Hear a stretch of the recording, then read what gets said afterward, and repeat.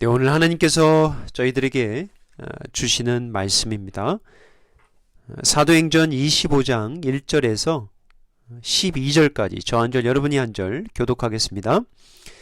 베스도가 부임한 지 3일 후에 가이사라에서 예루살렘으로 올라가니 대제사장들과 유대인 중 높은 사람들이 바울을 고소할세 베스도의 호의로 바울을 예루살렘으로 옮기기를 청하니 이는 길에 매복하였다가 그를 죽이고자 함이더라. 베스도가 대답하여 바울이 가이사라에 구류된 것과 자기도 멀지 않아 떠나갈 것을 말하고 또 이르되 너희 중 유력한 자들은 나와 함께 내려가서 그 사람에게 만일 옳지 아니한 일이 있거든 고발하라 하니라. 베스도가 그들 가운데서 8일 혹은 10일을 지낸 후 가이사라로 내려가서 이튿날 재판자리에 앉고 바울을 데려오라 명하니 그가 나오매 예루살렘에서 내려온 유대인들이 둘러서서 여러 가지 중대한 사건으로 고발하되 능히 증거를 대지 못한지라. 바울이 변명하여 이르되 유대인의 율법이나 성전이나 가이사에게나 내가 도무지 죄를 범하지 아니하였노라 하니 베스도가 유대인의 마음을 얻고자 하여 바울더러 묻되 내가 예루살렘에 올라가서 이 사건에 대하여 내 앞에서 신문을 받으려느냐. 바울이 이르되 내가 가이사의 재판 자리 앞에 섰으니 마땅히 거기서 신문을 받을 것이라. 당신도 잘 아시는 바와 같이 내가 유대인들에게 불의를 행한 일이 없나이다. 만일 내가 불의를 행하여 무슨 죽을 죄를 지었으면 죽기를 사양하지 아니할 것이나 만일 이 사람들이 나를 고발하는 것이 다 사실이 아니면 아무도 나를 그들에게 내줄 수 없나이다. 내가 가이사께 상소하노라 한대.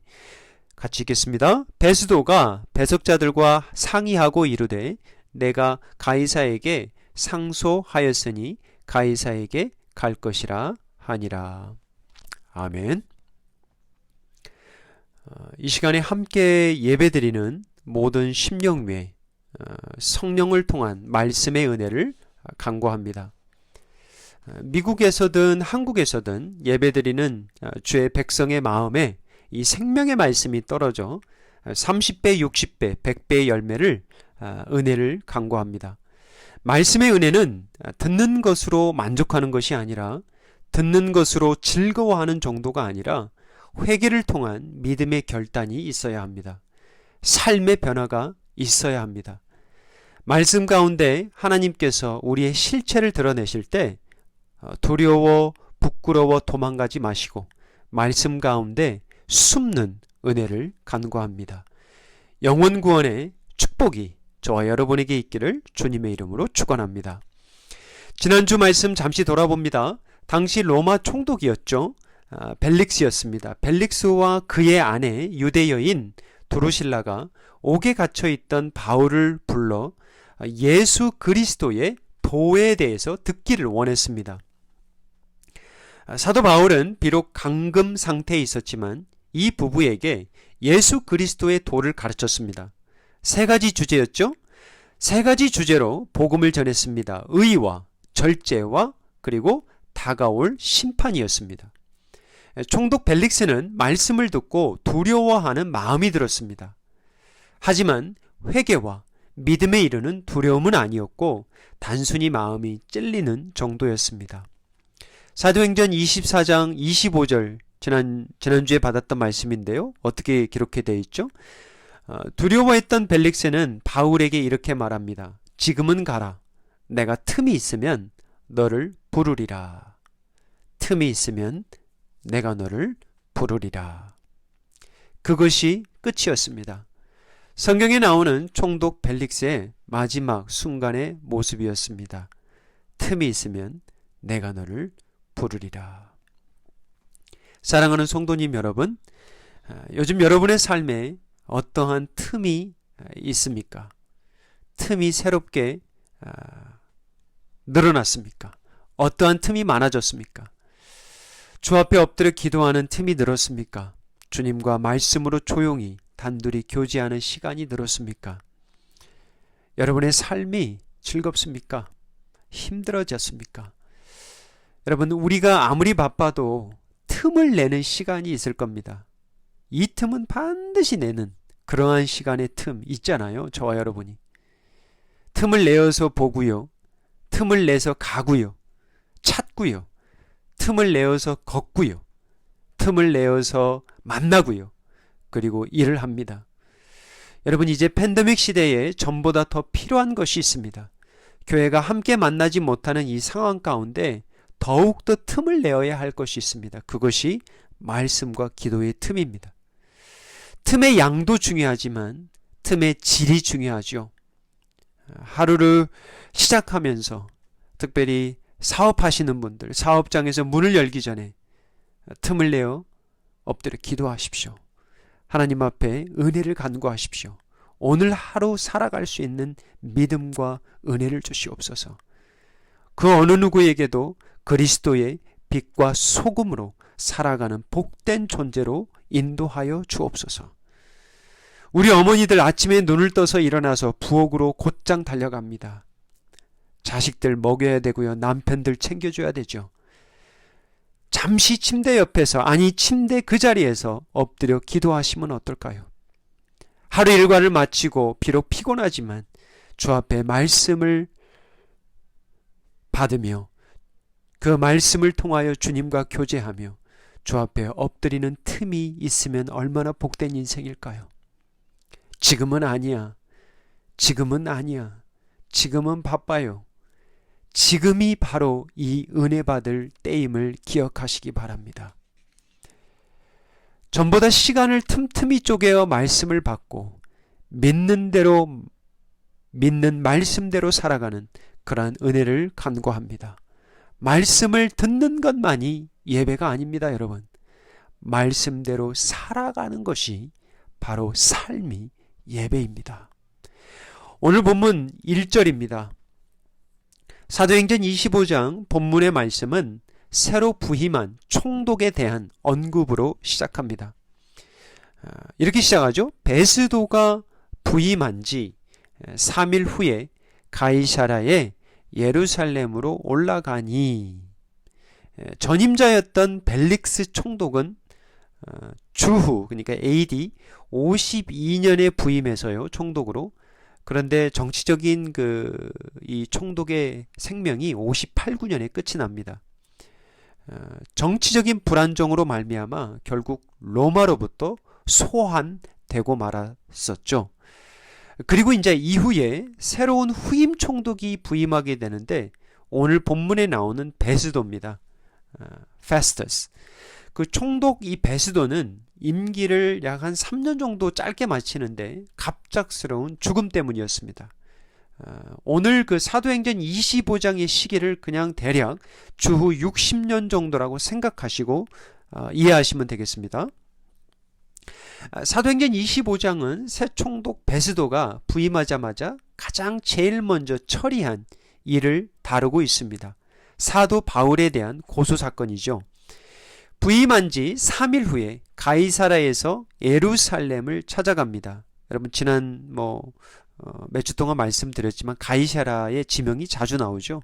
그래서 지도상으로 보면 예루살렘이 남쪽에 있고 가이사라가 북쪽에 있죠. 해변가에, 그 지중해 해변가에 있는데, 그 가이사라는 아름다운 곳이고요. 그리고 부유한 도시고, 이제 중요한 것은 로마의 부대라든지 특별히 이런 총독들의 근거지로 삼고, 그리고 이제 특별한 일이 있을 때는 이 예루살렘을 찾아왔죠. 자, 2절 한번 보면 그 대제사장들과 유대인 중 높은 사람들이 바울을 고소할세. 대제사장들이라고 나오는데 그 전에 대제사장 아나니아가 지금도 있었는지, 아마 학자들이 말하기는 아나니아는 이제 내려오고 그 다음 후임이 오지 않았나, 그리고 내려왔어도 그의 영향력은 컸기 때문에 이 대제사장들이라고 표현을 하지 않았나. 그리고 이제 유대인이 높은 사람들이 이곳 가이사라까지 와서, 가이사라에서 예루살렘에서 결국은 찾아온 그 총독 앞에 이제 바울을 고소하죠. 그 대제사장들과 유대인의 높은 사람들이 바울을 고소하는데 그 바울이 지금 갇혀 있은 지가 2년이 됐죠. 그죠? 하지만 바울을 이 땅에서 없애겠다는 이들의 열정은 전혀 식지 않았고요. 오히려 더 강해졌던 시기인 것 같습니다. 3절이죠. 이들은 새로 부임한 총독에게 한 가지를 부탁합니다. 그 베스도의 호의로 바울을 예루살렘으로 옮기기를 청하니 이는 길에 매복하였다가 그를 죽이고자 함이더라. 자, 정말 놀라지 않을 수 없는 장면 하나가 이번에 이 말씀에 있는데요. 2년이 지났음에도 이들은 바울을 죽이고자 했던 방법을 그대로 고수하고 있다는 것입니다. 가이사라에 있던 바울을 약 한 100km 떨어져 있다고 그랬잖아요. 북쪽에. 근데 이제 예루살렘으로 옮겨달라고 새 총독에게 부탁하는 거죠. 그 이유는 길에서 매복하여 숨어 있다가 바울을 그 자리에서 죽이고자 한 것이죠. 이 유대의 그 지도자들이 잘 알고 있었던 건 뭐냐면 가이사라에 있는 이 가이사 법정에서 로마 시민권자인 바울에게 유죄 판결을 내릴 수 있는 가능성이 극히 희박하다는 것을 알고 있었기 때문에 이들은 물리적으로 바울을 이곳 예루살렘으로 데려오는 그 방법을 택했고 바울이 예루살렘으로 올라오는 중에 이제 죽이려고 했던 것이죠. 여러분 2년 전의 일을 기억하십니까? 사도 바울을 죽이고자 맹세했던 유대인 40여 명이 있었잖아요. 이들은 바울을 죽이기 전에는 먹지도 않고 마시지도 아니하겠다는 자들이었습니다. 그런데 2년이 지난 지금도 이들은 이와 같은 사람들이겠죠. 이들이었던지 이와 같은 불의의 사람들이 바울을 없애기 위해서 대기하고 있었습니다. 준비하고 있었던 거죠. 이런 것들을 보면서 사람은 참 쉽게 변하지 않습니다. 사람처럼 좋은 것도 없지만 사람처럼 참 악한 것도 없죠. 유대교의 제사장들, 높은 직에 있는 사람들, 맹세자들, 이들 모두 아이러니컬해도 참 역설이죠. 이게 하나님께 기도하고 있었을 거예요. 그죠? 이들도 저 나사렛 예수 이단의 우두머리를 없애게 해주세요. 지혜를 주세요. 간구합니다. 이것이 하나님을 위한 것이라고 기도했을 겁니다. 그런데 사실은 이것은 정반대의 뜻이었죠. 이러한 것들을 보면서 저와 여러분의 모습을 보기를 원합니다. 우리가 참 깨어있지 않으면 우리도 저들과 같이 될 수 있고요. 하나님의 이름으로 오히려 교회와 성도들을 정죄하고 하나님의 이름으로 사람들을 죽일 수 있다는 것이죠. 내가 의인이고 저들은 죄인이고. 5절입니다. 베스도는 유대교회 지도자들의 간청, 즉 바울을 가이사라에서 예루살렘으로 옮겨달라고 하는 청을 거절합니다. 대신 이렇게 대답하죠. 너희 중 유력한 자들은 나와 함께 내려가서 그 사람에게 만일 옳지 아니한 일이 있거든 고발하라. 새 총독 베스도에게 있어서 바울은 중요한 사안이었습니다. 유대의 지도자들, 즉 민심을 무시할 수 없었던 것이죠. 정치가 있기 때문에. 그렇지만 또한 바울은 로마 시민권자였기 때문에 공정한 재판이 이루어져야 함을 또한 알고 있었습니다. 자칫 그릇된 결정으로 자신도 전임 벨릭스와 같이 로마로 소환될 수 있는 위기가 올 수 있었던 것이죠. 그래서 한 8일에서 10일간 예루살렘에서 지냈던 총독 베스도는 다시 당시 자신이 머물러 있던 로마 주도인 가이사라로 돌아갑니다. 그리고 곧바로 돌아가자마자 그동안 연기되었던 바울 소송건을 다루죠. 7절입니다. 베스도와 함께 왔던 유대 높은 사람들이, 지도자들이 바울에 대해서 고발합니다. 그가 나옴에 예루살렘에서 내려온 유대인들이 둘러서서 여러 가지 중대한 사건으로 고발하되 능히 증거를 대지 못한지라. 유대 지도자들이 사도 바울에 대해서 고발을 하였지만 문제는 증거를 대지 못했습니다. 그럴싸한 여러 주장들은 있었겠지만 바울을 한 방에 넘어뜨릴 확증은 없었습니다. 2년 동안 얼마나 그동안 공부했겠습니까? 바울을 넘어뜨리기 위해서 가장 똑똑한 사람들이 모여서 얼마나 연구하고 말을 만들고 기도했겠습니까? 하지만 증거가 없었습니다. 바울을 유죄로 이끌 만한 결정적인 단서가 없었습니다. 사랑하는 성도님 여러분, 아무리 세상적으로 지혜롭고 똑똑해도 하나님을 이길 수가 없습니다. 우리가 아무리 배운 것이 없고 가진 것이 없어도 우리가 하나님의 사람이면 하나님의 지혜로 이 세상을 이길 만한 넉넉한 믿음이 있다라고 하나님이 약속하셨습니다. 그 아무리 능력이 있어도요, 세상적으로 하나님이 붙드시면 하나님의 사람들을 넘어뜨릴 수 없어요. 하나님은 하나님의 때에 다 드러내십니다. 하나님은 절대 어둠에 지지 않습니다. 반드시 승리하십니다. 그것이 아멘이에요. 8절입니다. 이제 바울이 변명하기 시작합니다. 그동안 2년 동안 구류되어 있었죠. 2년이 지난 지금 바울은 다시 법정 앞에 서게 되었습니다. 바울은 간결하게 변론합니다. 8절이죠. 바울이 변명하여 이르되 유대인의 율법이나 성전이나 가이사에게나 내가 도무지 죄를 범하지 아니하였노라. 세 가지 부분에 대해서 자신의 결백을 주장합니다. 나는 율법으로나 성전으로나 로마 황제인 가이사에게 도무지 죄를 범하지 아니하였다. 9절입니다. 총독 베스도는 이렇게 물어보죠. 유대인의 마음을 얻고자 하여 바울더러 묻되 내가 예루살렘에 올라가서 이 사건에 대하여 내 앞에서 신문을 받으려느냐. 총독 베스도가 갈등하는 모습이 나옵니다. 새 총독으로 부임한 지 몇 주 되지 않았던 이 베스도에게 있었던 고민이죠. 유대 지도자들과의 관계였습니다. 자신이 관할했던 이 민족의 사람들과 관계가 조금이라도 틀어지기라도 하면 그의 정치적 생명에 큰 지장이 있다는 것 불보듯 훤했기 때문입니다. 자신의 선임이었던 벨릭스 총독도 사실 유대인들과 헬라인들과의 이방인들과의 관계를 중재하지 못하여 사실 쫓겨난 것인데 나도 혹시 이러한 상황에 놓이지 않을까 유대인 지도자들이 마음에 걸렸던 것이죠. 그래서 그들의 마음을 얻고자 하여 바울더러 물었던 것입니다. 내가 예루살렘에 올라가서 신문 받을 수 있겠느냐. 여러분, 이 새 총독 베스도 역시 정치 구단입니다. 분명 사도 바울이 무죄임을 알고 있음에도 바울을 풀어주기는커녕 벨릭스도 그전 선임도 바울이 무죄임을 알았음에도 불구하고 풀어주지 않았죠. 왜죠? 정치적인 것이죠. 바울을 유대인 지도자들이 원하는 예루살렘에 보낼 의향까지도 비춘 것입니다. 그가 어떻게 이 바닥에서 살아남을지 알았던 것이죠. 바울을 예루살렘으로 보내면 말이죠. 골칫거리인 바울을 자기의 관할 구역 밖으로 내보내는 것이 되고 무엇보다도 유대인들로부터 마음을 살 수 있는 절호의 기회였던 것이죠.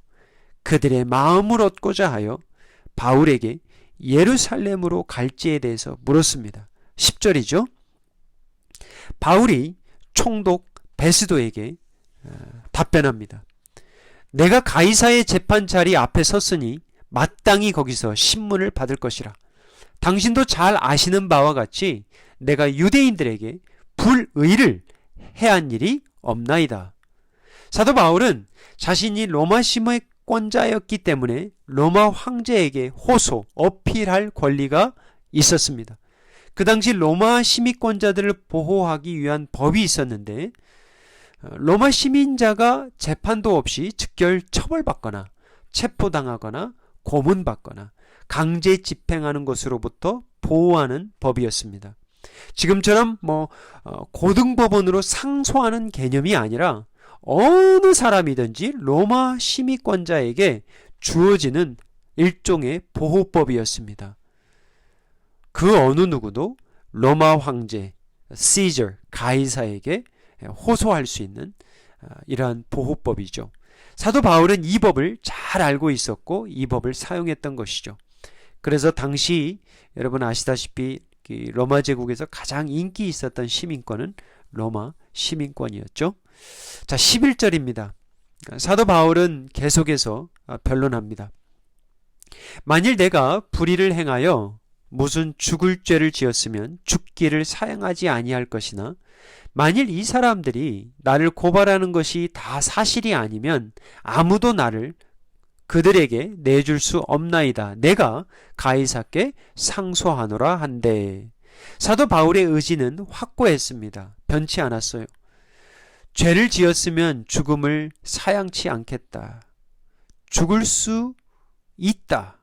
하지만 나는 그 어떤 죄를 짓지 않았기 때문에 나는 로마 황제에게 상소한다. 나를 그들에게 내줄 수 없다. 결국 베스도도 바울의 손을 들어줍니다. 베스도는 함께한 배석자들과 상의하고 바울에게 약속하죠. 너는 로마 황제 가이사에게 갈 것이라고 그렇게 말하죠. 말씀을 받으면서 제일 마음에 다가왔던 그 말씀은 베스도의 그 갈팡질팡하는 모습이었습니다. 이러지도 저러지도 못하는 그의 삶의 모습 말입니다. 이제 새롭게 총독으로 부임했기에 의욕이 얼마나 넘쳤겠습니까? 하지만 그가 가장 먼저 찾아간 곳은 예루살렘에 있던 유대인들의 지도자들이었습니다. 그들의 심기를 살피는 일이었죠. 예루살렘에서는 사도 바울을 요구하는 저들에게 단호하게 거절했지만 가이사라에서는 사도 바울에게 예루살렘으로 갈 수 있냐라고, 그곳에서 신문 받을 수 있냐라고 물었습니다. 이유가 뭐였죠? 유대인의 마음을 얻고자 했기 때문이죠. 사랑하는 성도님 여러분, 요즘 여러분의 마음의 상태는 어떻습니까? 참 사람의 마음이 그래요, 그죠? 하루에도 우리의 마음의 상태가 여러 번 바뀌는 것을 봅니다. 여러분, 바울의 마음 상태는 어땠을까요? 옥에 갇혀 있은 지가 이태, 2년이 지나도 참 오늘 법정에 선 이 바울의 모습 전혀 흐트러지거나 원망하거나 성을 내거나 나약해 보이는 모습은 전혀 없었습니다. 참 억울하고 답답한 상황인데 믿음 잃지 않고 하나님의 인도하심을 바라며 포기하지 않는 하나님의 부르심 따라 로마로 가야 한다는 그러한 부르심 앞에 꿋꿋하게 나아가고 있었습니다. 여러분의 마음은 어떤 사람 같아요? 바울의 마음 같아요? 아니면 베스도의 마음 같습니까? 우리가 때로는 베스도의 마음이 있을 수 있죠. 이러지도 못하고 저러지도 못하고 저 사람 마음 얻고자 이렇게 행하고 또 저 사람 일 또 생각하니까 이러지도 저러지도 못하는 코로나의 재확산으로 많은 교회들이 문을 닫게 되었습니다. 여러분, 교회뿐만이 아닙니다. 특별히 이곳 LA 요식업 음식 사업 하시는 분들, 제가 볼 때는 가장 큰 경제적인 타격을 받고 있는 분들이 아닌가 싶습니다.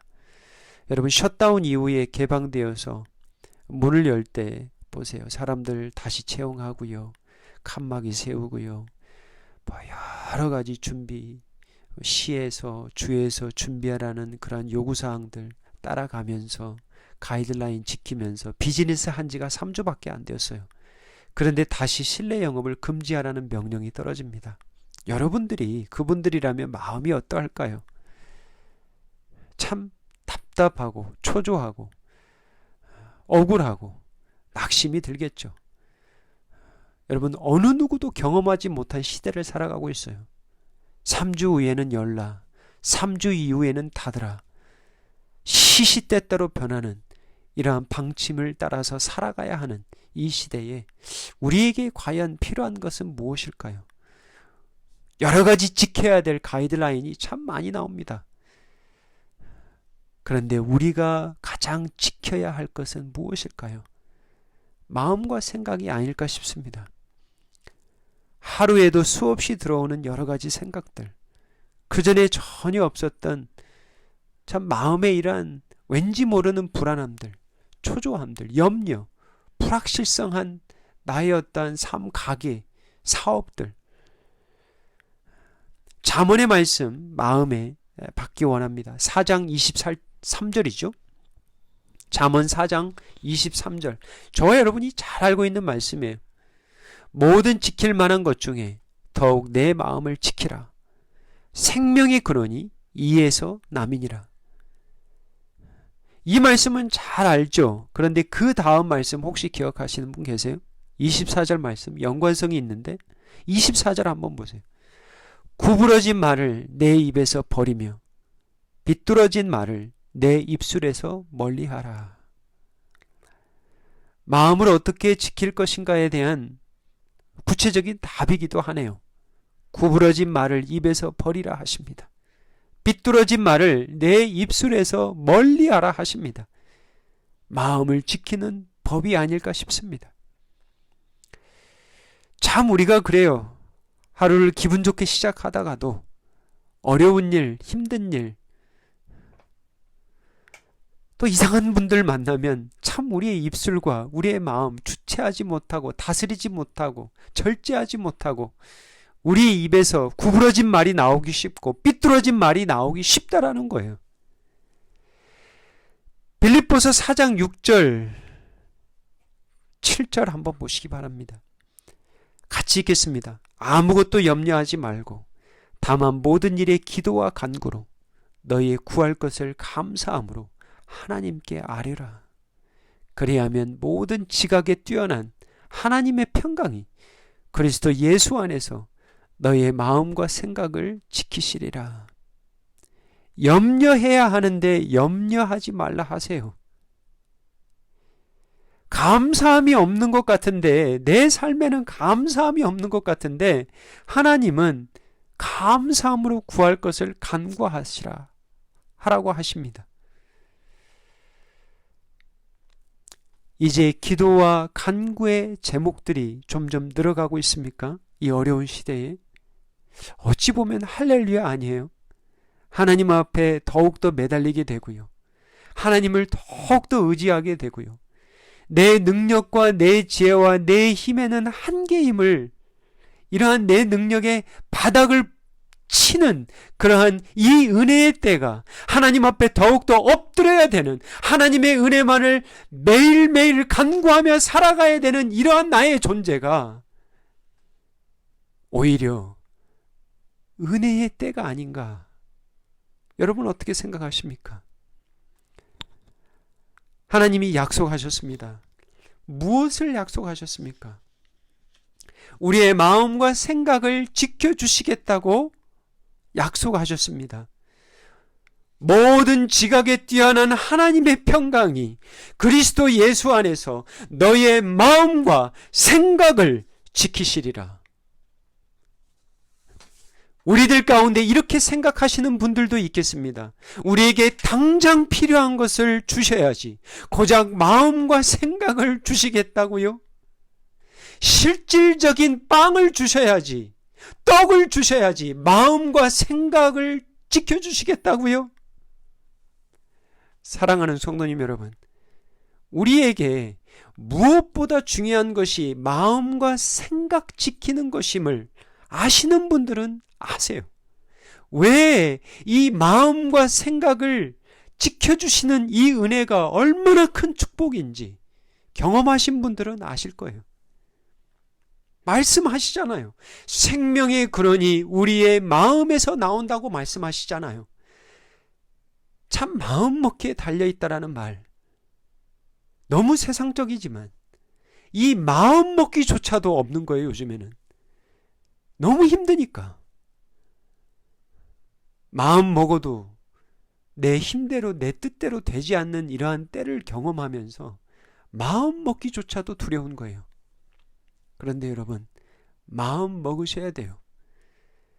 우리의 마음을 십자가에 고정시키느냐, 우리의 마음의 보따리를 십자가 앞에 풀어놓느냐 달려있는 거예요. 매일 아침 하루를 시작하면서 매일 잠자리에 들고 하루를 마치면서 주 앞에 십자가의 아래 엎드려져야 되는 것이죠. 자, 그러면 굉장히 중요한 질문인데, 그러면 어떻게 우리의 마음과 생각을 지킬 수 있을까요? 눈 감고 살까요? 입 다물고 살까요? 일하지 않고 살까요? 하나님께서 우리의 마음과 생각을 지켜주신다고 했는데, 그러면 우리 인생 살아가면서 늘 수비만 하면서 살아갈까요? 나쁜 생각이나 삐뚤어진 마음이 나를 공격하면 낙심되고 초조하고 불안한 마음들이 막 찾아오면 그때마다 수비하라는 뜻인가요? 그때는 이미 늦을 수도 있는데 오히려 적극적으로 마음과 생각을 지켜야 되는 것이죠. 그럼 어떻게 우리의 마음과 생각을 지킬 수 있을까요? 예수님의 말씀 가운데 가장 첫째 되는 계명이 무엇이었습니까? 첫째 되는 것, 가장 우선되는 것, 많은 계명 가운데 가장 우선되는 것, 그게 뭐였어요? 마태복음 22장 37절에서 38절 보십시오. 예수께서 이르시되 내 마음을 다하고 목숨을 다하고 뜻을 다하여 주 너의 하나님을 뭐하라? 사랑하라. 이것이 크고 첫째 되는 계명이요. 둘째는 무엇입니까? 39절입니다. 둘째도 그와 같으니 내 이웃을 내 자신같이 사랑하라. 사랑하는 성도님 여러분, 이 팬데믹 시대에 우리가 그 무엇보다 지켜야 할 것이 우리의 마음과 생각인데 어떻게 지켜야 돼요? 하나님을 사랑하되 마음을 다하여 사랑하십시오. 이웃과 성도를 사랑하되 마음을 다하여 사랑하십시오. 배우자 사랑하되 마음을 다하여 사랑하십시오. 그 어느 때보다도 사랑의 마음, 배려의 마음, 긍휼의 마음이 필요한 시대입니다. 사도 바울이 믿음과 사랑에 대해서 말합니다. 고린도전서 13장 2절과 3절의 말씀이에요. 같이 읽어보겠습니다. 내가 예언하는 능력이 있어 모든 비밀과 모든 지식을 알고 또 산을 옮길 만한 모든 믿음이 있을지라도 사랑이 없으면 내가 아무것도 아니요. 내가 내게 있는 모든 것으로 구제하고 또 내 몸을 불사르게 내줄지라도 사랑이 없으면 내게 아무 유익이 없느니라. I am nothing. 사도 바울이 감옥에 갇힌 지가 2년이 되었습니다. 세상은 사도 바울의 육신을 가둘 수 있었지만 그의 영혼 사랑에 대한 열정은 가둘 수 없었습니다. 무엇이 선교며 무엇이 의이며 무엇이 예배일까요? 사도 바울이 선교하면서 교회를 섬기면서 일을 하면서 한 가지 깨달았던 것이 있습니다. 자기를 죽이려 하던 유대 공회에도 서봤고 먹지도 않고 마시지도 않고 매복하고 자기를 죽이려 하는 40여 명의 동족들이 있다는 거 알고 있고 하루에도 마음이 수십 번씩 바뀌는 갈대와 같은 정치자들 벨릭스와 베스도 앞에서도 서봤어요. 바울은 이 어려운 상황을 어떻게 이겼을까요? 그들을 미워하기보다는 그들을 품었습니다. 저들도 구원의 대상이려니. 저들도 예수님이 사랑하는 자들임을. 눈에는 눈, 이에는 이가 아니라 예수의 십자가로 그들을 품었던 것입니다. 사도 바울은 잘 알고 있었습니다. 저와 여러분의 마음과 생각을 지킬 수 있는 것, 그것은 십자가의 사랑이었다라는 것. 짐승과 같은 자신을 용서하시되 예수의 제자들을 죽이기까지 서슴지 않았던 그가 이제 예수를 위해 죽기를 각오하는 자로 변했습니다. 그 놀라우신, 그 덮어주신, 그 씻어주신 예수 그리스도의 십자가의 사랑으로 저들을 사랑한 것이죠. 이것이 선교의 본질이에요. 이것이 교회의 본질입니다. 이것이 바로 성도의 부르심이에요. 이것이 예배예요. 사랑하는 성도님 여러분, 여러분은 요즘 누구의 마음을 얻고자 하고 있습니까? 누구를 가장 많이 생각하고 있습니까? 저 여러분에게 그 어느 때보다 필요한 것, 예수의 마음입니다. 그 마음으로 서로를 끝까지 사랑하십시오. 예수의 십자가의 사랑으로, 그 마음으로 그 사람을, 하나님이 여러분에게 지금 생각나는 그 사람을 품으십시오. 덮으십시오. 기도하십시오. 축복하십시오. 그것이 우리의 마음과 생각을 지키는 길입니다. 기도하겠습니다. 아버지 하나님, 우리의 마음과 생각을 지켜 주시옵소서. 우리의 마음을 예수의 마음으로 늘 지켜주시되 가족들과 이웃과 부모들과 성도들 십자가의 사랑으로 품게 하여 주옵소서. 믿음은 삶입니다. 행함입니다. 예배는 듣고 보는 것만이 아닙니다. 예배는 행함입니다. 듣는 것으로 만족하지 않도록 도와주시옵소서. 단순히 은혜의 주사 한번 맞는 시간이 되지 않도록 도와주시고 우리의 영혼을 해부하여 주시고 찢어주시고 꿰매주시고 다시 소생시켜 주시고 보내주시옵소서. 은혜로 받는 말씀을 통하여 오늘부터 이 믿는 말씀대로 이 은혜의 말씀을 행하는 예배자로 살아가게 도와주시옵소서. 예수님의 이름으로 기도하옵나이다. 아멘.